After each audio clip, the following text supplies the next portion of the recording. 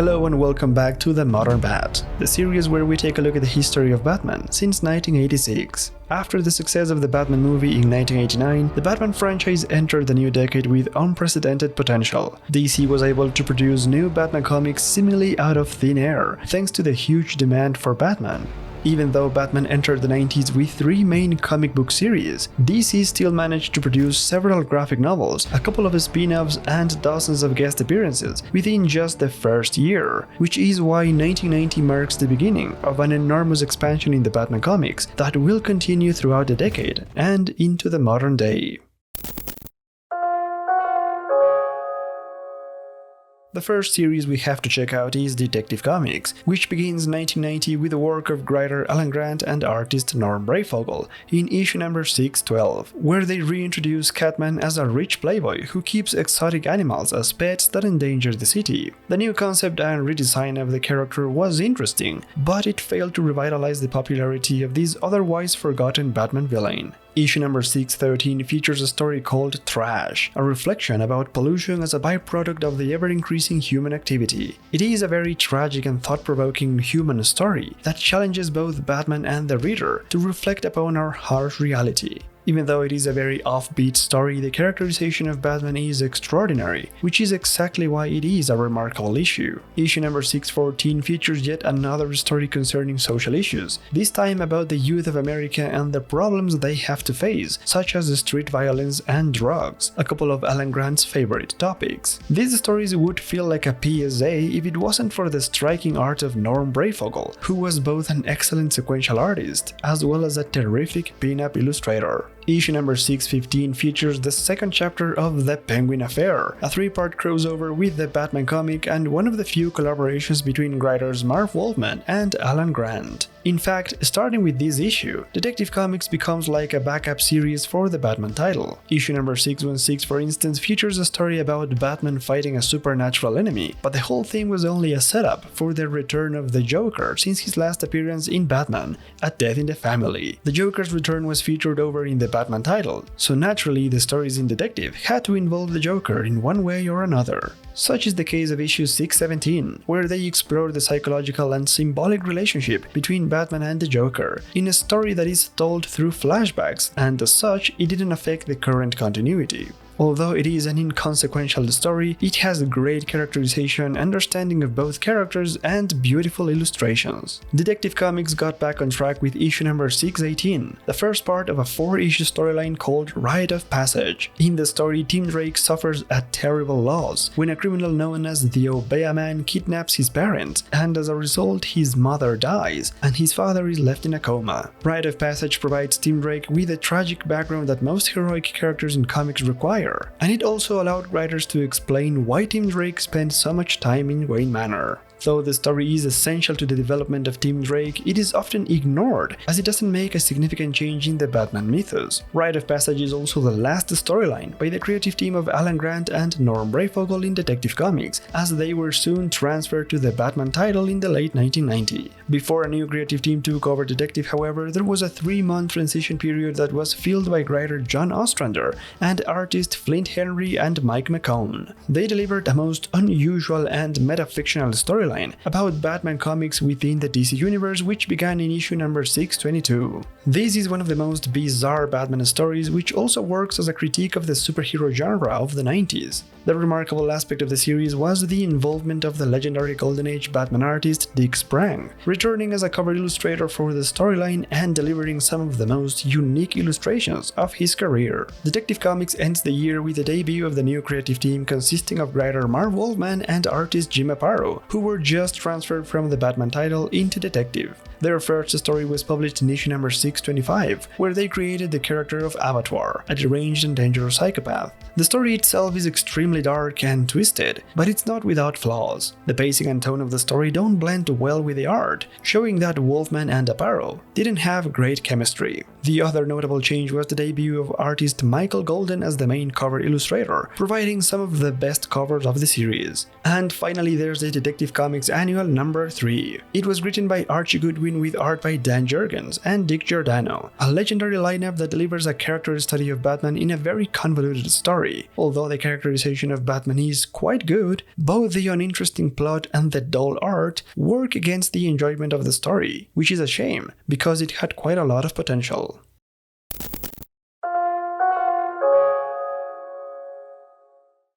Batman: Digital Justice was the first graphic novel published in February of 1990, and it was also the first computer-generated comic book. In modern days, most comic books are created digitally, to different degrees. However, back in 1990, this was a novel concept, even more so for three-dimensional computer graphics. Pepe Moreno was the artist in charge of this unique graphic novel that presented a story about a dystopic future in which Gotham City is taken over by a computer virus called Joker.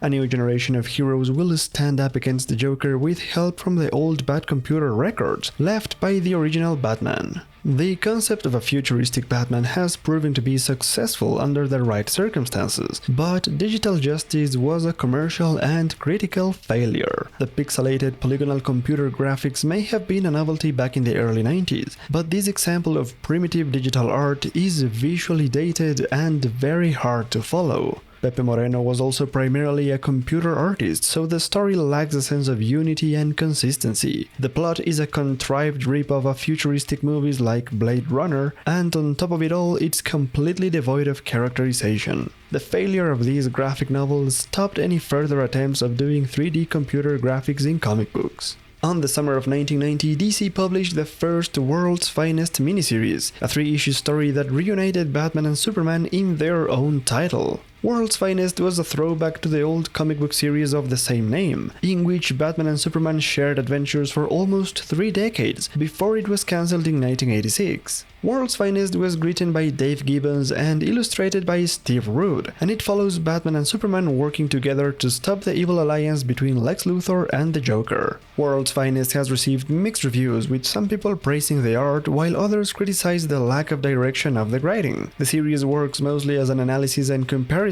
between the Superman universe and the Batman mythos, which is something it achieves perfectly, although the plot is quite simplistic and rather unoriginal. In the fall of 1990, DC published Batman 3D, another experimental book, but this time in the traditional sense. This book revisited the novelty of 3D traditional Batman comics, which had not been printed since the late 1960s. The book came with its own pair of 3D glasses, and the main story was called Ego Trip, a story written and illustrated by John Byrne. Ego Trip follows Batman confronting almost all of his major enemies before facing the mastermind behind it all, the Penguin.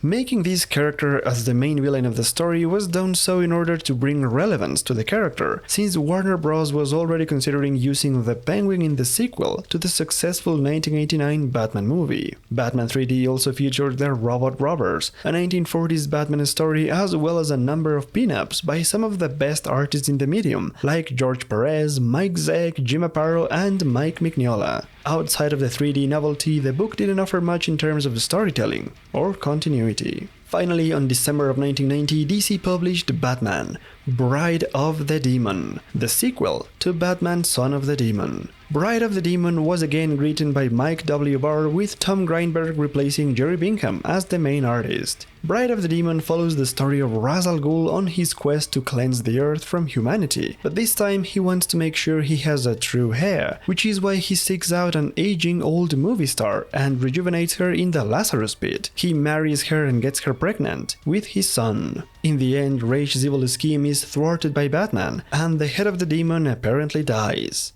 Again.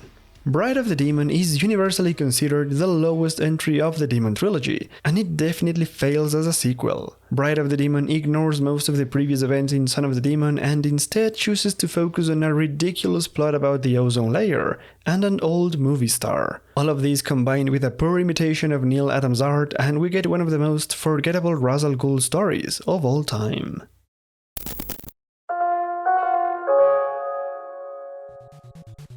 The digital era of Batman was not limited to comic books. There were 5 Batman video games released in 1990, and all of them were influenced by the 1989 Batman movie.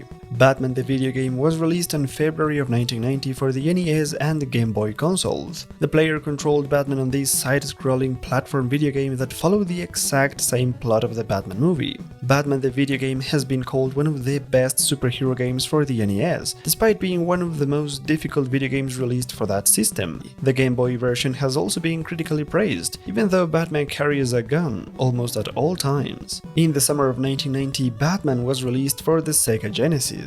The game was more faithful to the plot of the Batman movie, and it featured levels where the player could also control the Batmobile and the Batplane. Batman was universally praised for the great-looking graphics, which still hold up by today's standards. The character models and the backgrounds were truly faithful to the art direction of the movie, and these efforts did not go unnoticed. Nevertheless, the game was much easier and faster to finish than its NES counterpart, making the experience feel less like a challenge and reducing the replay value of the game.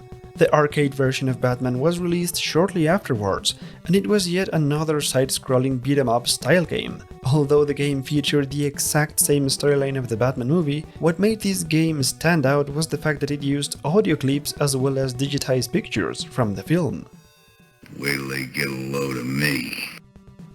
And finally, there's Batman for the PC Engine, in which the player controls Batman from an overhead perspective as the Dark Knight escapes different mazes in order to reach the next level. Although the design is different from all previous games, the storyline is exactly the same, as it was also based on the Batman movie.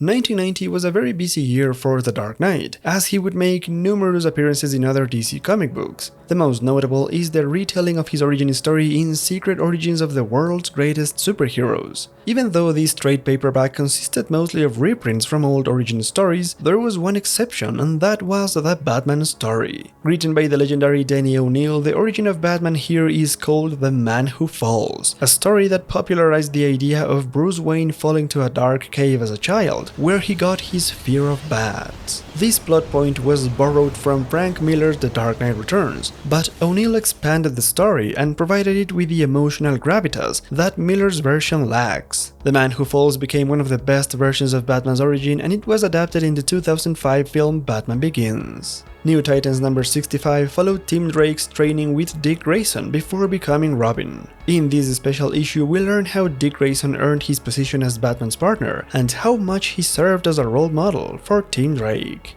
Batman was also featured on the Suicide Squad storyline The Phoenix Gambit, from issues number 40 to 43, where he assists Amanda Waller assembling a new squad in exchange for information. The story also introduces Poison Ivy to the Suicide Squad for the first time. Meanwhile, Oracle was featured in issues number 48 and 49, where she has to face her fears and overcome the traumas of her past, when a dangerous psychopath threatens her life and she is forced to take drastic measures. One of Batman's most important guest appearances on the year happened in the three main Superman titles, when Batman is forced to go to Metropolis to solve a murder mystery. The story takes place in Superman number 44, Adventures of Superman 467, and Action Comics 654. And much like the World's Finest miniseries, this story contrasts the personalities and motivations of both characters. The story is also notable for introducing the infamous Kryptonite ring that Superman gives Batman in case he ever turns bad and someone has to stop him. 1990 was also the second and last year of the Huntress comic book series, with the final 3 issues featuring guest appearances from Batman, as the Dark Knight goes to New York to solve a case and comes across the Huntress. And last but not least, Batman makes a guest appearance in The Demon number 8, a sequel to the Batman-Etrigan team-up in Detective Comics in 1989.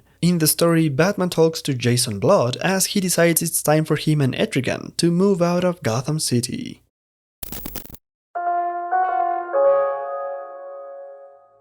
Legends of the Dark Knight begins in 1990 with the culmination of Shaman, the first storyline of the series. Written by Denny O'Neil with art by Ed Hannigan, Shaman provides an extended origin story, complementing the events of Batman Year 1, but taking a different approach to the mystical connection to the Batman's identity. While it's not among the most popular Batman stories, Shaman set the tone for the initial storylines that would be featured in Legends of the Dark Knight. The next 5-issue storyline in Legends was Gothic, by writer Grant Morrison and artist Klaus Janson. Morrison was best known for his best-selling 1989 graphic novel Arkham Asylum, a serious house on Serious Earth, while Klaus Janson was best known for his work alongside Frank Miller in The Dark Knight Returns. Gothic was their first Batman collaboration, and it follows the hero as he confronts a figure from Bruce Wayne's past. Gothic puts a lot of emphasis on the supernatural side of Batman, and comes up with a gruesome new character called Mr. Whisper, a serial killer who sold his soul to the devil and now wants to bring Gotham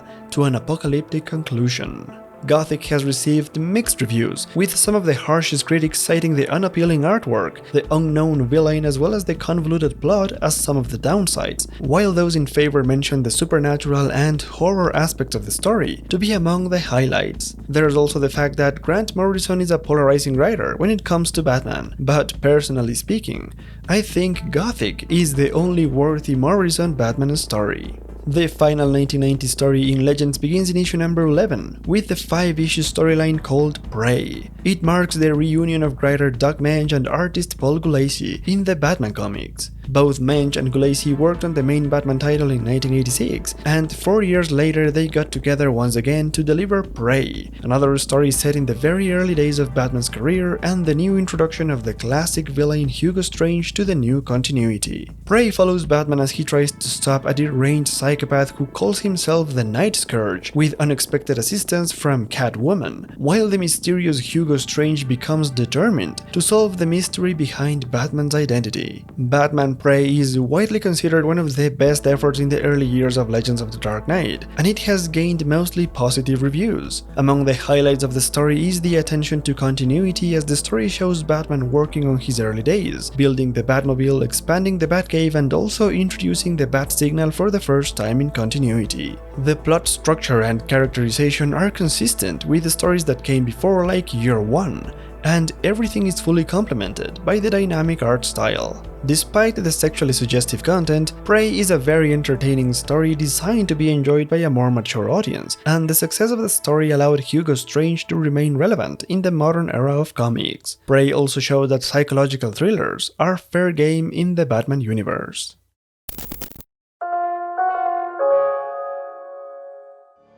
After A Lonely Place of Dying wrapped up, writer Marv Wolfman and artist Jim Aparo continued their run in the Batman comics in 1990 with issue number 444, which follows Batman confronting one of his least known enemies, the Crimesmith. This female villain was known for killing her associates if they ever said anything about her. The lack of psychological depth or interesting motivations is the main reason why nobody heard of this villain ever again.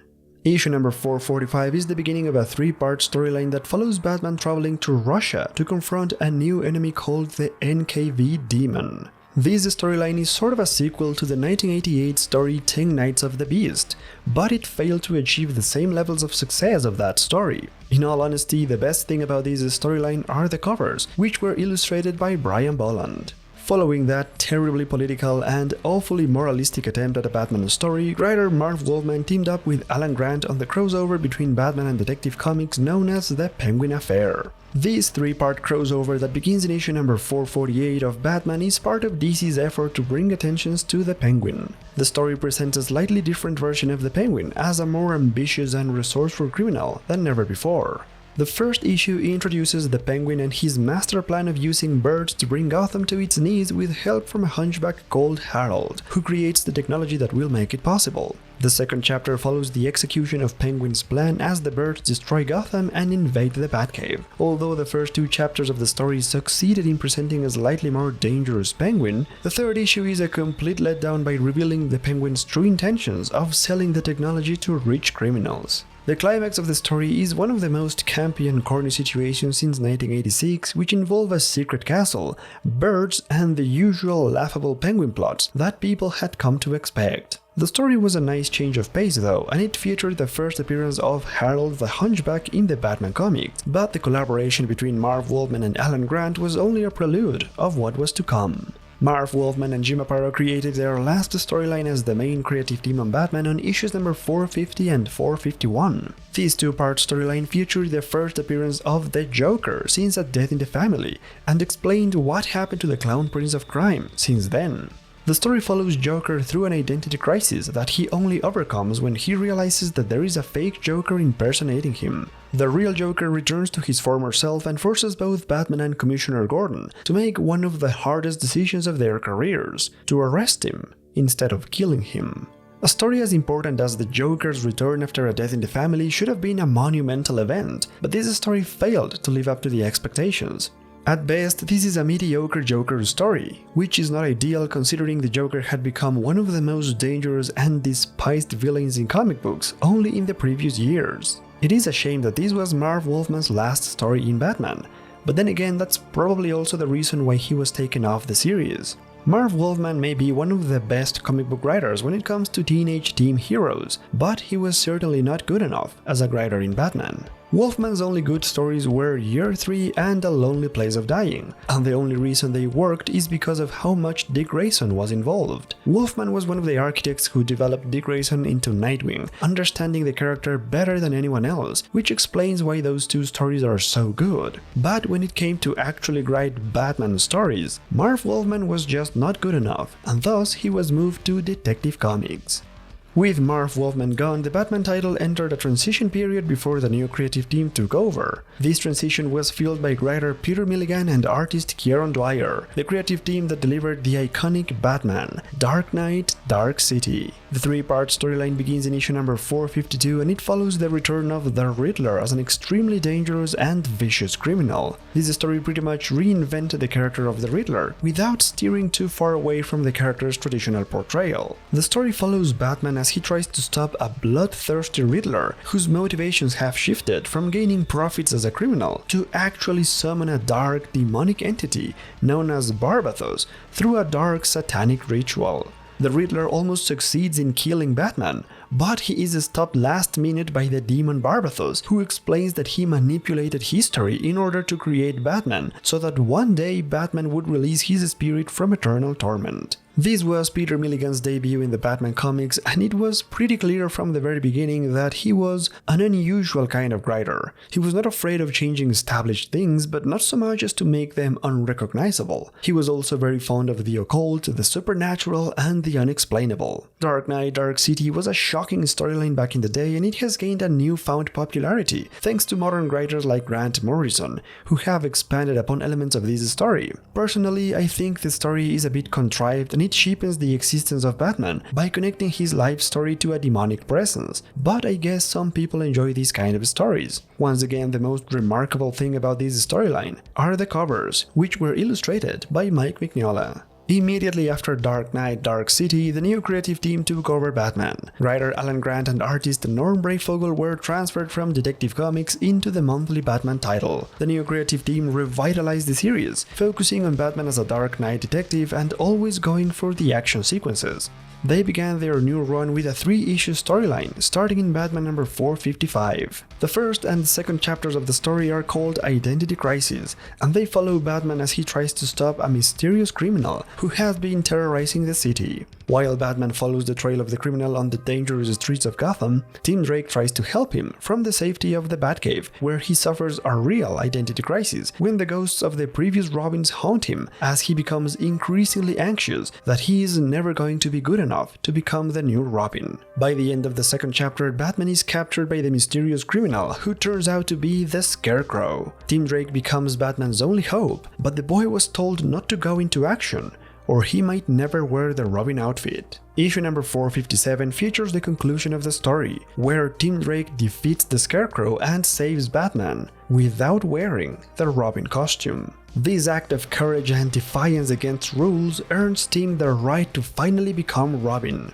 Batman number 457 is the formal introduction of Tim Drake as the new Robin and the first appearance of the new Robin costume, which was designed by the legendary Batman artist Neal Adams, and it was illustrated by Norm Breyfogle. The new costume was extremely well received, as it was much more realistic and practical, and it has become one of the best Robin costumes of all time. Batman number 457 is a landmark in the history of Batman, and it has become a fan-favorite comic book among Batman fans, as it officially introduced the new Robin to the world. Immediately after that story, DC published the first Robin miniseries. It was simply called Robin, and it picks up the story of Tim Drake right after the ending of Batman number 457. The 4-issue miniseries follows Robin on a journey across the world, where he trains to become a better crime fighter and he makes new enemies, like Lynx and King Snake. Once again, Brian Bolland was the artist in charge of the covers, and the inside art was done by Tom Lyle. But perhaps the most important creator of this book was the prolific Batman writer Chuck Dixon, who made his writing debut in the Batman universe with this miniseries. Robin began publication in the late 1990, and the storyline was finished in the early months of 1991, and it was extremely well received, making Chuck Dixon and Tom Lyle one of the most prominent Batman creative teams of the early 90s. In the meantime, the Batman title ends the year with a couple of important stories. Issue number 458 features a story called Night Monsters, where Batman saves Harold the Hunchback from an angry mob while Sarah Essen returns to Gotham. These two characters meant a slight change in continuity, as Harold is taken by Batman to become his personal technician, and Sarah Essen resumes her relationship with Commissioner Gordon, a plotline that was taken from the pages of Batman Year One. Issue number 459 further develops Harold into his new role as a new member of the Bat family and expands the love story of Commissioner Gordon. These two last stories of 1990 are essential to understand much of the continuity of the Batman comics in the 90s, as both Harold and Sarah Essen become important characters during this decade. These stories also feature the emotionally charged writing of Alan Grant and the outstanding art of Norm Breyfogle, which in my opinion makes it all worth it. And to finish 1990, we have the Batman Annual number 14, which features the ultimate origin story of Two-Face. This book works as a direct sequel to Batman Year One, where we see the young district attorney Harvey Dent fall into the madness of his own design. The story called The Eye of the Beholder was written by Andrew Helfer, with art by Chris Sprouse. Although the story was partially based on the classic Two-Face origin story, this retelling of Harvey's transformation into a supervillain is much more psychologically complex, as well as character-driven, than ever before. The story was both critically and commercially successful, influencing every other major Two-Face origin story since then, especially The Long Halloween, a story that was heavily inspired and borrowed many elements from the Batman Annual number 14, which, by the way, features one of the greatest Two-Face illustrations in the cover art done by Neil Adams. To round up the year, we have to take a look at the stories that were collected and reprinted in various publications. On January, DC published the trade paperback of Batman Year 2, the failed sequel to Batman Year 1, which was written by Mike W. Barr and illustrated by Alan Davis and Todd McFarlane. The trade paperback featured a new wraparound illustration by Alan Davis, which featured a vicious Batman holding a gun, with the Reaper sneaking up behind him. On April, DC published the softcover version of Arkham Asylum, a serious house on Sirius Earth. Because of the high demand, the book went into second and third prints, all of them featuring different covers illustrated by Dave McKeon. On the summer of 1990, DC released Batman Archives number 1 as part of their Archive Editions, a series that reprinted Golden Age stories. Batman Archives number 1 reprints the early Batman stories from issues number 27 to number 50 of Detective Comics in chronological order. This was a hardcover publication, similar to a modern omnibus, and the cover featured a Batman illustrated by Bob Kane. The next trade paperback was The Greatest Team-Up Stories Ever Told, which featured the Batman and Creeper team-up from The Brave and the Bold number 178, which was written by Alan Brennert with art by Jim Aparo. Batman: A Lonely Place of Dying was also released as a trade paperback, and the publication featured a brand new illustration of Batman and Robin by the great George Perez. And finally, by the end of the year, DC published the first 2 volumes of the Batman Dailies, 2 trade paperbacks that collect the Batman stories from the newspaper strips published between 1943 and 1945. This is one of those books exclusively made for collectors who enjoy having every piece of Batman history. Although the stories inside were created in the 1940s, the cover illustrations were done by Peter Poplaski, an artist who is able to recreate the Golden Age style perfectly. 1990 was the beginning of a new era in the Batman comics, the introduction of new members to the Bat family, the return of the world's finest friendship, the first experiments with digital comics, and new creative teams working to make the best Batman possible. The 90s is often considered one of the best decades for Batman, and this is only the beginning. I hope you guys enjoyed this new version of the Modern Bat, and if you'd like to help me make more videos like this one, consider joining my Patreon and become one of these wonderful people who I am always grateful for. As always, remember you can follow me on Twitter at ZalazarKnight. Friends, thank you all so much for watching, and I will see you in the next one.